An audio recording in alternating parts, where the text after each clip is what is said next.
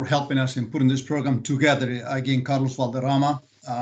Welcome, everyone. And first and foremost, thank you for joining us this morning. We have a great number of business executives together with government representatives and members of the international community and the audience.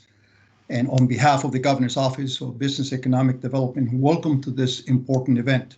Today, the speakers are going to be discussing the US-Mexico-Canada agreement and how the agreement relates to SMEs, the small small and medium-sized companies. We will be taking, as Diana was saying, we will be taking your questions at the end of the presentations. At this moment, I would like to please join me in welcoming Brian Peck. He is the director of the Center for Transactional Law and Business at the USC Gould School of Law, and he is also former executive from the U.S. Trade Representative, USTR. Richard Brent is the CEO of Leroy Electronics, a company here in the Valley that has a lot of commercial and industrial operations in California, Mexico, and Canada. And I have invited these two executives to join us today because they do have a tremendous amount of business and practical experience. Brian and Richard's participation as speakers is very relevant in understanding how the US-Mexico-Canada agreement is now affecting and contributing to the commercial and industrial activities of the small and medium-sized companies in California. At this moment, what I would like to do, I would like to ask Brian to provide us with the framework of this morning's presentation. Brian, welcome. Thank you very much. Your mic. Brian, your mic.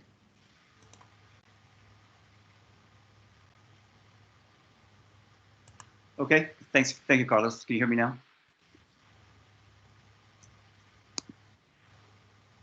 Yes, we can hear you, Brian.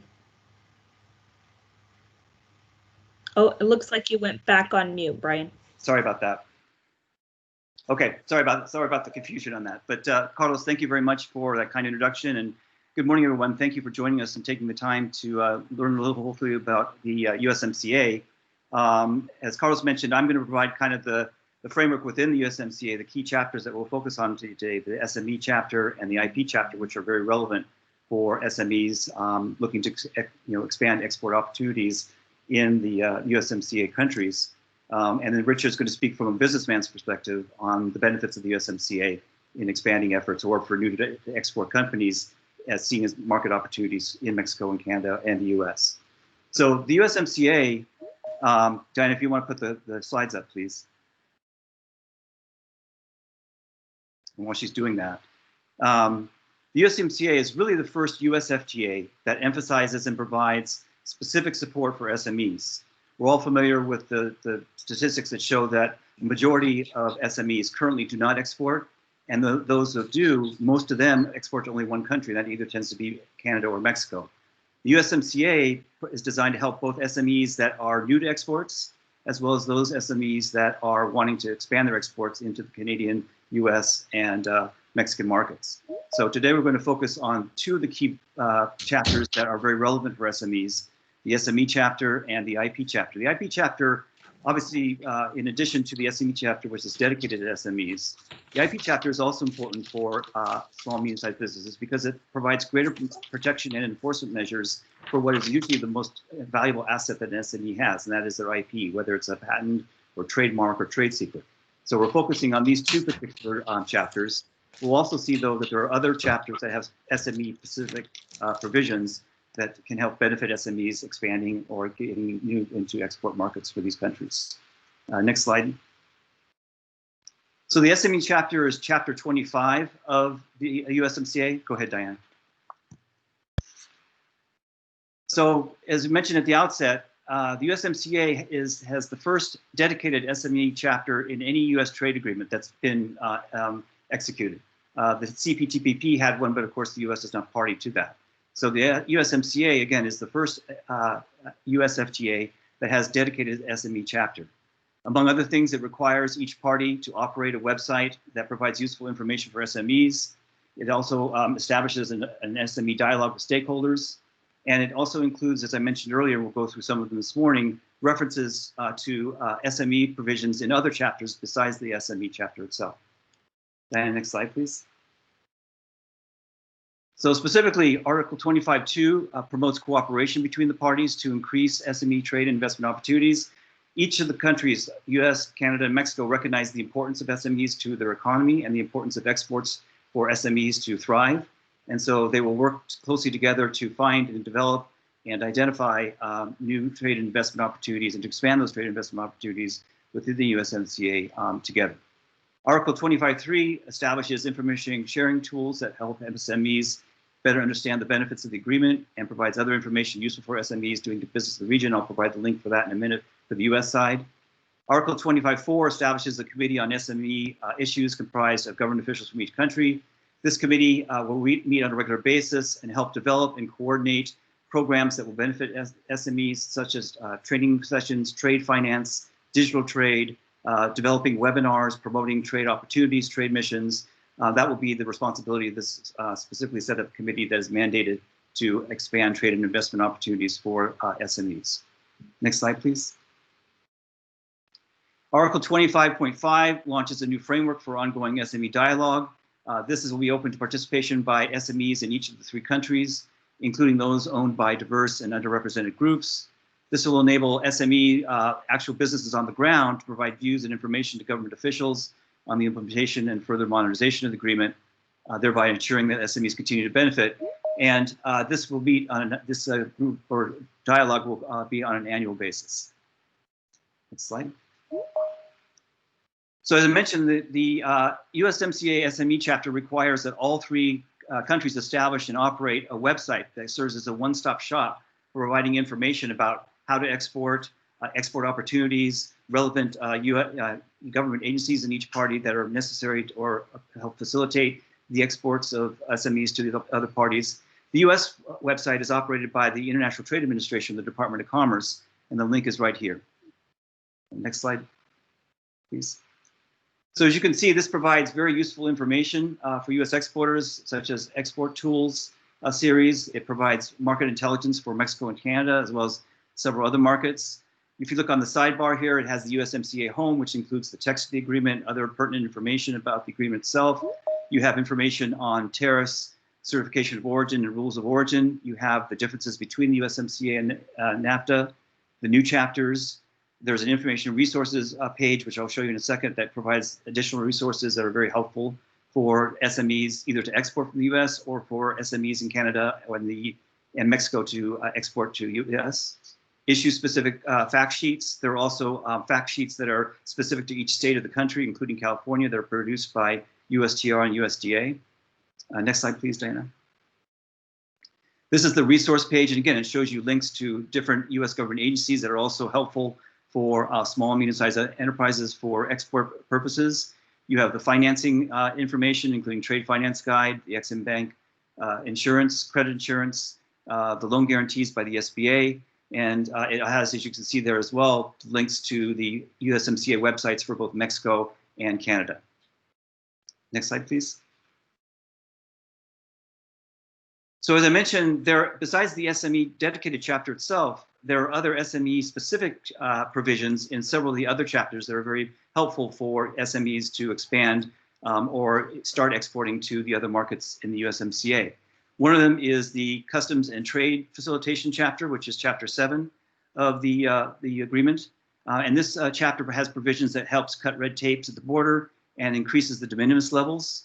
So it creates a new informal shipment level of $2,500 that express shipments under that amount can benefit from reduced paperwork. It raises the de minimis level for Canada for express shipments for the first time in decades, actually. It's about now that $40 is exempt from taxes, and Canadian $150 is exempt from duties. And for Mexico, the de minimis level is up to $50 exempt for taxes and up to $117 duty-free for express shipments. Next slide, please. So this is just an example of how the USMCA is being implemented and the effects and the benefits that it has for SMEs in terms of cutting red tape and raising the de minimis levels of being tax exempt and or duty exempt. Next slide, please. Another chapter that has important provisions for the SMEs is the Government Procurement chapter. This chapter helps facilitate the participation of US and Mexican SMEs in government procurement, which can be huge markets in both the U.S. and Mexico. They are facilitating this participation in government procurement opportunities by providing notices of intended procurement in a single electronic portal and encouraging the conduct of procurement by electronic means, which will increase in transparency and efficiency for small and medium-sized businesses.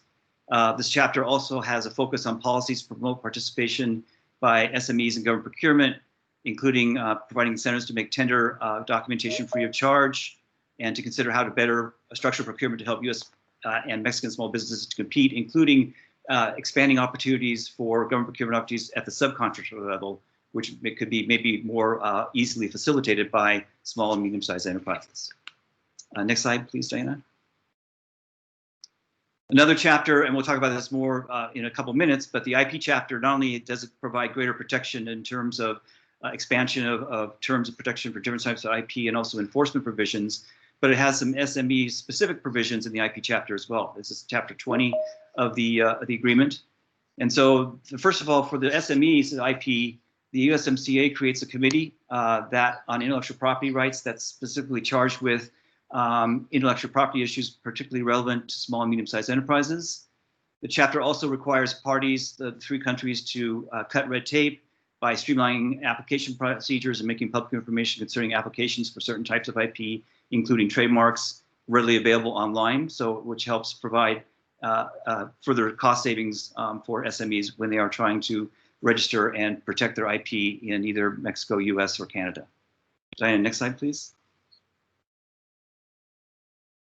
An important provision for SMEs that can be very helpful in terms of cutting costs and burdens for expanding export opportunities in three countries is found in the cross-border trade and services chapter. And in this provision, or this chapter, it removes the requirement or it eliminates the local presence requirement for cross-border service providers. So in the past, if you wanted to be a service provider, for example, in one of the three countries, you had to establish a local office to do so. The USMCA services chapter removes that obligation or removes that requirement, therefore significantly reducing the cost of opening and operating an office, as well as relieving the burden of having to comply with local regulatory rules governing the operations of a local office. So this is a very important provision for SMEs looking to expand, for service provider SMEs looking to expand the provision of their service opportunities in the three markets of the USMCA. The cross-border transaction in services is also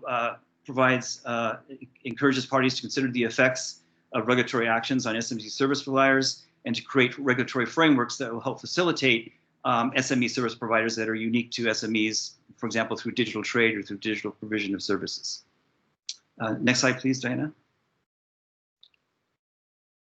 Among other firsts that the USMCA has is a chapter on good regulatory practices, and this refers to ensuring that the parties exercise good governance procedures that the governments can apply to promote transparency and accountability when developing and implementing regulations.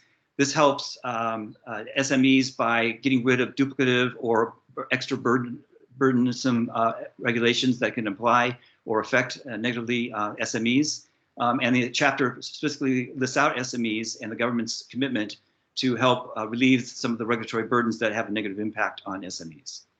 The USMCA also has a new chapter on digital trade that contains the strongest provisions of any international agreement supporting internet-based and small businesses and e-commerce exports. It also maintains a duty-exempt treatment of all digital products that are transmitted electronically. Again, very helpful for SMEs. Next slide, please. Diana, next slide, please. There, thank you. Okay. And you can go on. Next slide, please.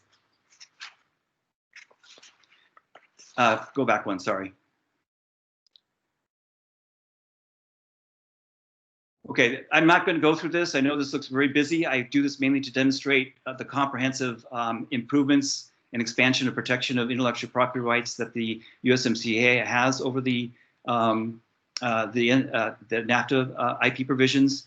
It expands protection for areas in patents, industrial designs, and pharmaceutical products, ag chemicals, geographical indications, copyright-related rights, trade secrets, trademarks, enforcement. So beyond the SME specific provisions in the IP chapter, which we mentioned a couple minutes ago, the committee to address IP concerns for SMEs, as well as the streamlining of the application process for trademarks and other types of IP.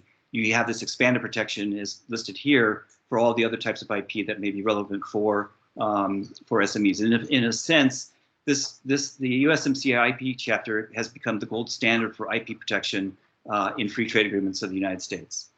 Diane, next slide, please. So for SMEs, the key achievements of the IP chapter in the USMCA, as demonstrated in the last slide, provides the strongest protection of any US FTA for US innovators and creators. It provides the strongest standards of protection for trade secrets of any prior FTA. Trade secrets are also a very important IP asset for small and medium-sized businesses in particular. They protect other types of IP assets that patents cannot. Unlike patents, they are not limited in term of protection. And so that combination of the nature of trade secrets and the fact that these are often important IP assets for SMEs, the extended protection for trade secrets in the USMCA is very important for SMEs. It also provides the most comprehensive enforcement provisions of any trade agreement. Examples include ex officio authority to seize counterfeits at the border, that the enforcement measures apply to digital transactions as well. So these are some of the key achievements that are of particular interest to the SMEs. So that's kind of a brief summary, a dedicated chapter and some of the other provisions in other chapters, including the IP chapter. With that, I'd like to turn over to Richard to give his perspective from a business point of view on the USMCA benefits. Richard? Well, thank you. Extremely informative. I really appreciated seeing this as well as the rest of the audience, Brian. Allow me to introduce myself. My name is Richard Brent. I CEO a small 20-person company here in the San Fernando Valley of Los Angeles. We've been in business for 40 years. I came on board about 10 years ago. I've had some background experience that maybe allowed me to step in with little fear. And today I am very fearful about how do I manage a small business in these times that we're in. One of the shining lights for us is our ability to export. When I got here 10 years ago, we were not exporting. We were sending our products to another customer actually in Ohio, and they were exporting. We did a little digging and found out we were actually shipping product to 20 countries. The question was asked quickly, why aren't we doing this directly? And the answer was, we don't know how to do it. And then my prior experience kicked in, and I said, well, why don't we call the Department of Commerce? Maybe they know how to help us get through this. And without dwelling too much on NAFTA, which is, it's long in the tooth and now has been, put to rest, and USMCA that has come forward, there's been a significant improvement for us as small businesses in being able to create transactions in commerce. I'll close off my introduction where I've learned over the last 10 years that being a business executive is a great title, but unless I do a transaction and I bring in the revenues so that I can keep my people employed, I've not done a very good job. Today, 20% of our business comes from export. Of that, probably 80% of that 20, or about 17% of that comes from business with Mexico. We are very pleased to do business with Mexico. And I say that because we've had great support from the Department of Commerce, from the governor's office and GO-Biz, from a number of the programs that Brian put forward. So if I may, I'd like to take on two points relative to the USMCA. And not that any of us need to look backwards, but NAFTA didn't have the extent of discussion about the small and mid-sized enterprises. Candidly, it was about more the large enterprises, a very big picture stuff that some of us have heard, the auto industry. Well, it's huge. Us little guys with 20, 30, 40, 50, 200 employees, we're under a little bit more of a magnifying glass to make sure that all of our operations and our finance go well. Well, NAFTA didn't address us. They just kind of addressed this transition. I appreciate George H.W. Bush's getting this rolling, signed by Mr. Clinton, and that dates it immediately. Today, we have electronic commerce, and the USMCA deals with that. Today, my product is sold electronically, and we're very pleased. And now the red tape has come down, and we're able to do that cross-border a lot more efficiently than we used to before. It used to be the paperwork was, the same information on 3 different pieces of paper. Now we have single point of information as we transact across the border. The de minimis rule and raising that up to $2,500 is a huge, huge expanse of our ability to ship product back and forth across borders. I think it was, I want to say $50 or $90. It was a very low number before. And while we didn't struggle too much with it, I know it caused a lot of my friends, my SMEs, to struggle with that. The other part that I thought was very important was the IP part. I want to be protected with my intellectual property. The engineers in my organization, I'll even raise my hand and say partly me, we all work very hard with our brains to figure out what's the right product, what's the right strategy to go forward, and we don't want anybody to be able to take that away from us. So to protect the property and our intellectual capital was critical until I learned a very lesson from important lesson from a mentor. And he said, you guys are all complaining about China stealing your intellectual property. Will the MCA help that? And I said, absolutely. You know, it puts more safeguards, more enforcements. And he said, it's only as good if you negotiate it.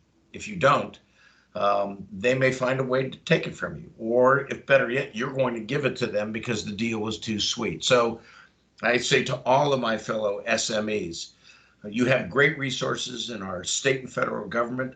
And you also have the ability to work through what's the best thing for your business and for our community, as opposed to, sure, you mean I'm going to get 30% off? I'll give you the drawings. And then you want to know why they built it and it only cost 10% of what you made it for. You gave them the drawings. Why'd you give them the drawings? Because you got hooked by, I can save some money. Be careful.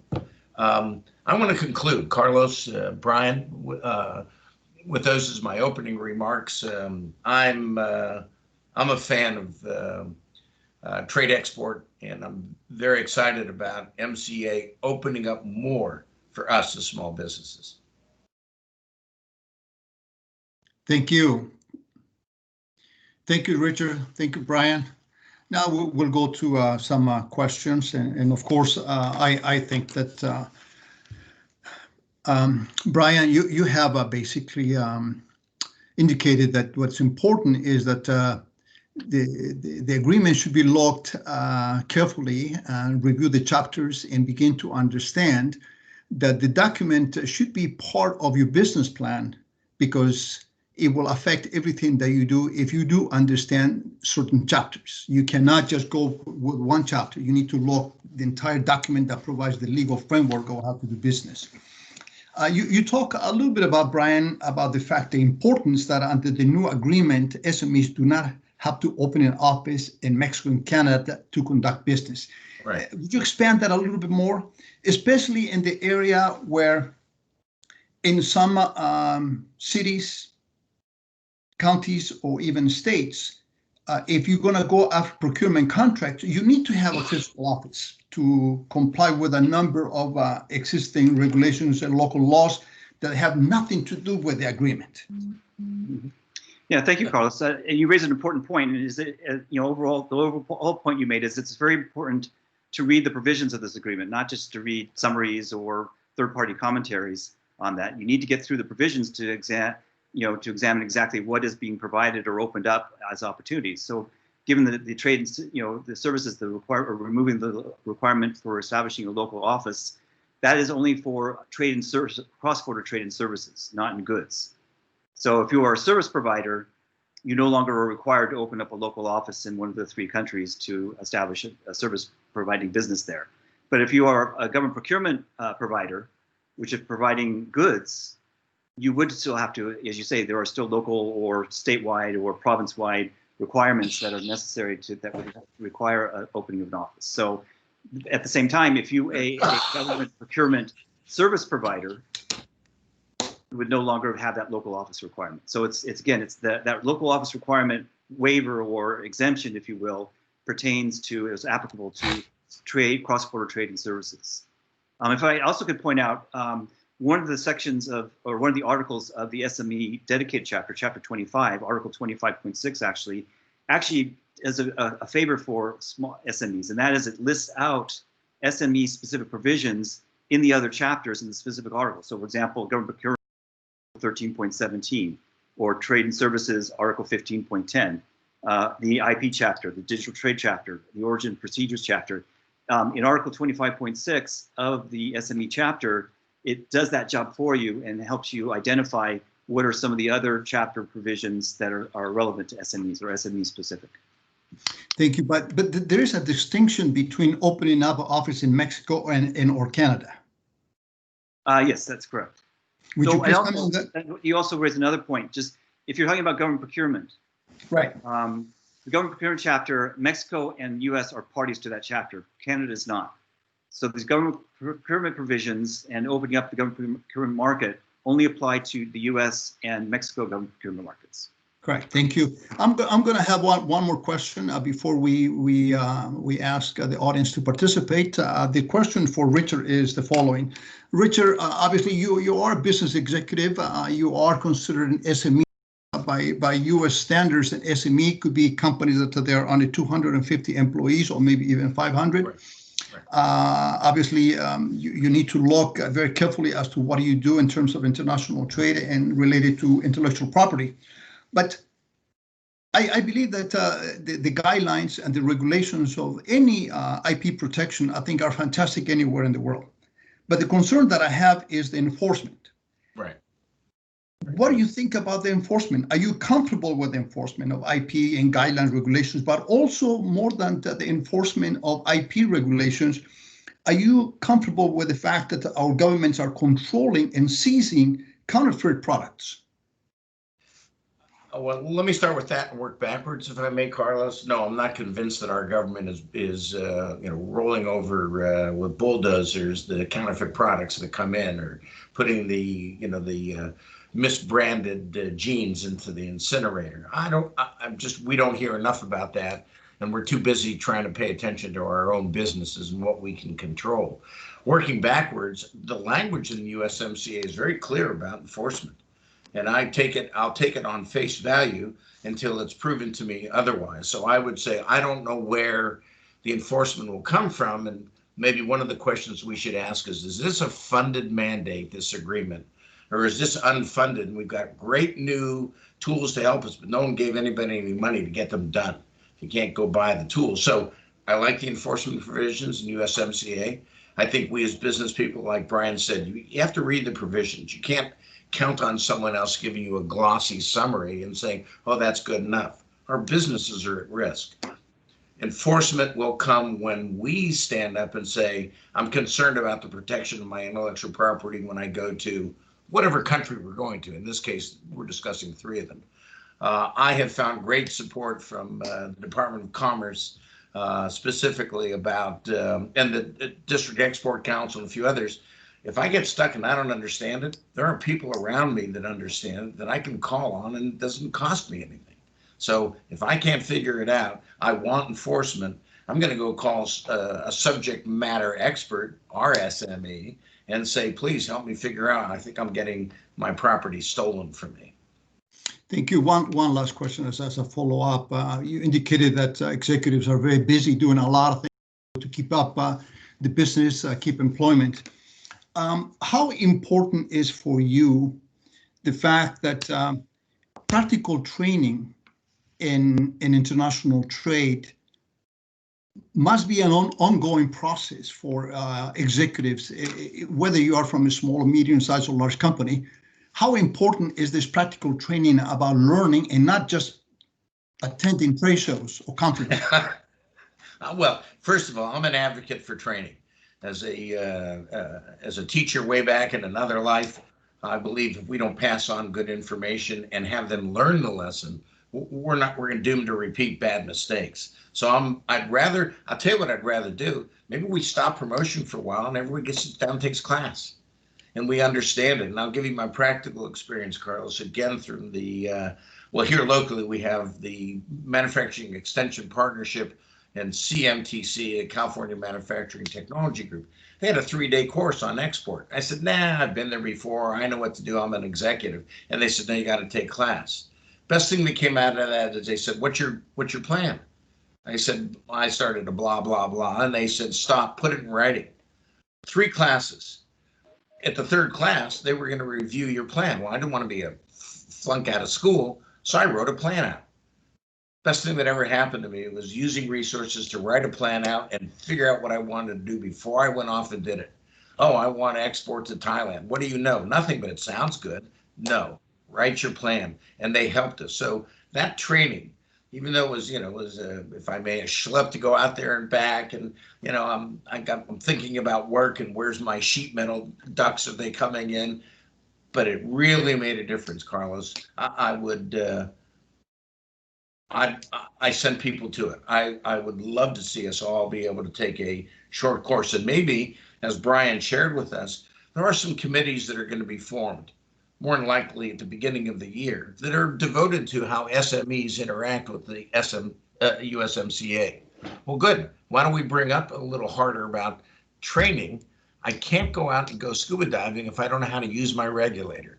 Right.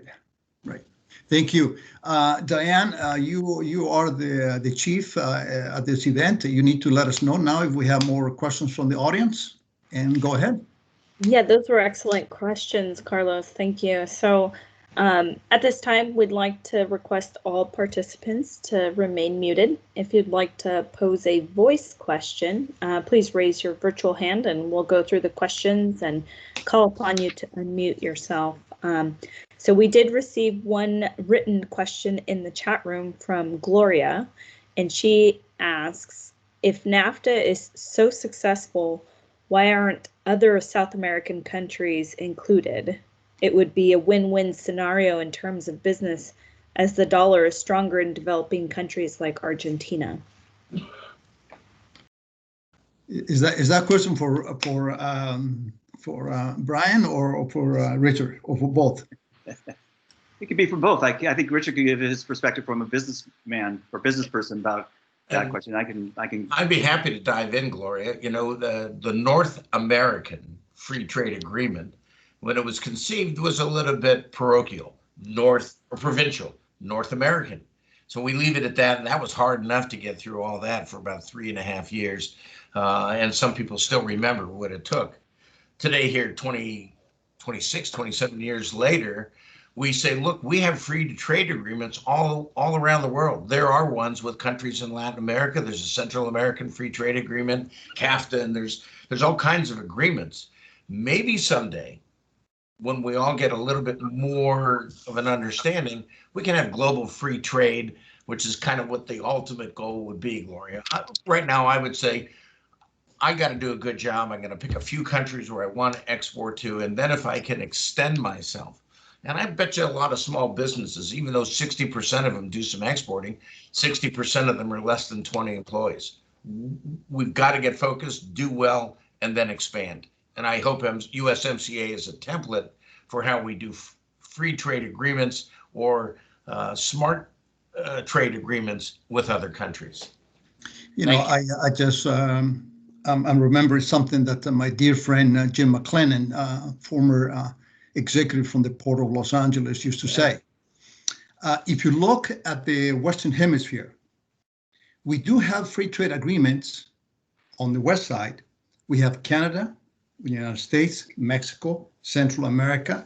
We have a free trade agreement in Colombia. We skip Ecuador. We have a free trade agreement with Peru, and we have a free trade agreement in Chile. So in essence, perhaps answering the question, we do have a lot of bilateral agreements throughout Latin America that I think is covering most of the majority of the big markets. Thank you. Brian, any comments? Not much more. I think both of you touched on the main points. I think one thing to keep in mind is, and with every administration have different priorities or approaches towards free trade agreements. This current administration is less regional and more bilateral in general to start with. But in the past, there were attempts to expand a broader free trade agreement covering most, if not all, of North and South America and Central America.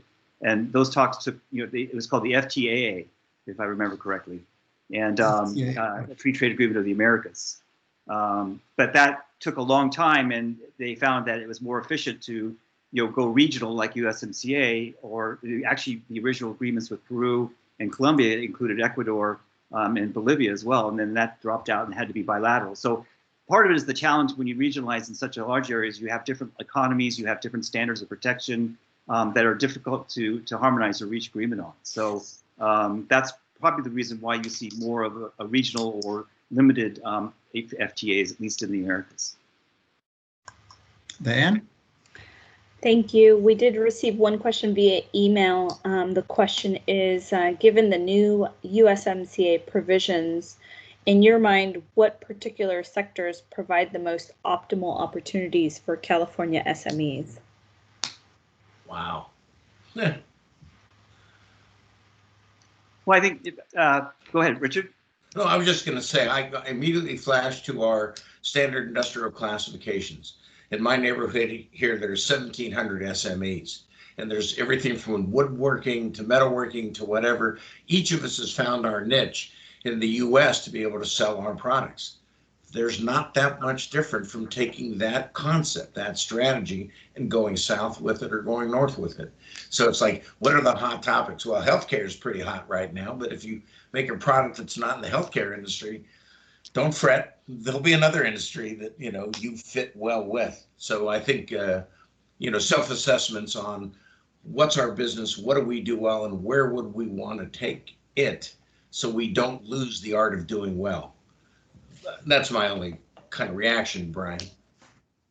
No, thank you, Richard. I think some, you know, in answer to the question of what sectors could benefit from the USMCA, particularly maybe say compared to the prior NAFTA, I think the one that we talked about a little bit earlier, service providers.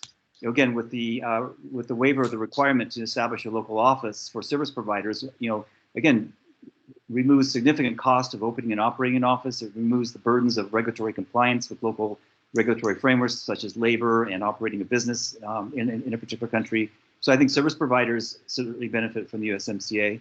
I think agricultural interests here in California, both the producers, but also the ag tech industry, both in terms of IP protection. There's a whole new section of IP protection relevant to biotech, including ag tech. And so I think that would be another sector, not only, as I say, the producers, but ag tech industry would be another sector I think that could benefit, particularly from the USMCA provisions. Those would be two sectors that come off. I think, as Richard says, certainly manufacturing, you know, the cross-border trade and facilitation agreement makes it much easier and simpler to for the flow of trade of goods. So certainly manufacturers in this area can benefit from those trade facilitation provisions. Carlos, if I may, just for a second, Brian, you really could marry two of those together. We have a very dynamic economy here in California, a lot of it focused now on software and high tech. We also have a very robust agricultural community, and that community wants to know, how can I streamline the efficiency of processing my foods? Well, why can't we take that as a service idea down to Mexico? They want to do the same thing. Frankly, there's a company down in Mexico that buys as much turkey as we can sell them and processes 40% of the meats in Central America. They'd love to figure out how to use our smarts to be better at what they do. So I think the service sector is wide open, especially for us Californians who think in today's age of information technology. Diane? Thank you. And I think we have one last comment that Ursula Weiser typed into our chat room. So she's saying, Mexico is prepared and ready with infrastructure, great location and logistics. Entire supply chains depend on trade with Mexico. Other countries are not ready, are far away, and the business environment is more harmonic with Europe than the US. Yes. So that's all the questions that we received. So I'll turn it back over to you, Carlos. Thank you very much. I like to follow a very tight schedule because obviously I want to make sure that we all need to go back and work and do a lot of things. But at this moment, I want to thank the audience for being with us this morning. Thank you very much for your participation. Hopefully we'll see you soon in Los Angeles and San Francisco when things get back to normal. But at this moment, thank you, Richard. Thank you, Brian. Any final comments from both of you? I think if I may just, you know, the importance of really understanding this agreement. It's a great opportunity for, you know, pretty much every sector, you know, that is here in California, but you need to learn to understand the agreement. I think the other thing is take advantage of the tools that the U.S. Department of Commerce provides. You saw the USMCA website show you an example of that. They provide a lot of export assistance programs. Take advantage of GO-Biz here in California. There's a lot of services available to not only help you understand the agreement, but the opportunities that exist from this agreement. So use the agreement, use the services of GO-Biz and the Department of Commerce. There are tremendous opportunities even with this pandemic. Thank you. Richard? Two thoughts come to mind, and this is not being a smart aleck. I pay taxes. I'm really happy to take advantage of the services my country makes available to me. So folks that are on this webinar that are businesses, don't be afraid to make that phone call. Call your local commerce person and say, I'd like just to get some information. They'll figure it out. They'll talk to you. We really have a great infrastructure here at a level that allows us small businesses to work with others who understands our needs. They'll come out and assess us. So I would say don't be fearful. In fact, if you're looking for opportunities to expand your revenue, especially in these times, then you've got a particular product that you think or service that you think might resonate, call the Department of Commerce, call the governor's GO-Biz office, call Carlos. Just make that call. I'm so happy that we export. It just rounds out my company, and I'm sorry I'm a Californian. I don't speak Spanish very well, but I'm very proud because most of my workforce is Latinos, and we're all very proud that we're doing business with countries where we have heritage as well. Thank you very much. We are concluding the event. I would like to let you know, obviously, to the audience, a little advertising. But here at the governor's office, together with Diana, we have been very busy those last few months. We have done a number of events in Chile, Colombia. We've done 2 in Colombia. We've done 1 in Mexico, 1 in Peru. We are scheduling a big event in Colombia in November, and it's called the California Business, Trade, and Investment Week. We had hundreds of companies that they have participated with GO-Biz in virtual trade missions and virtual matchmaking sessions in these countries. And so we are doing the best we can, but I believe that the results that we have received from companies that participated in these virtual trade shows, virtual trade missions have been very outstanding. In terms of foreign investment, we're beginning to see this last couple of weeks, we have received a number of inquiries from Mexico, from Peru, and Chile. And so we are busy, although not 100%, but we are right there, continuing promoting California products and promoting California in terms of a great place for foreign investment. With that, again, I want to thank Diane for putting this program together and helping us with a lot of the issues that we have. But Richard, thank you very much for participating. And Brian, again, thank you very much. And I wish you the best, and the best for all the audience also as well. Thank you very much. Carlos, thank you very much for putting this together. And thanks to Diana and also to Fong Fei for putting the slides together. So thanks to everyone. Thank you. Carlos, thank you. Thanks for inviting me.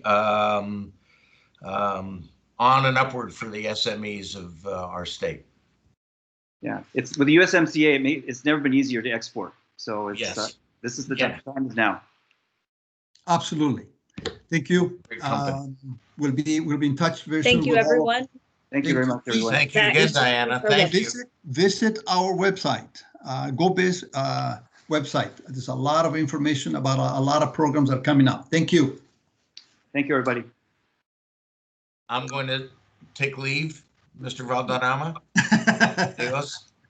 See you, Brian. Thank you very much, gentlemen.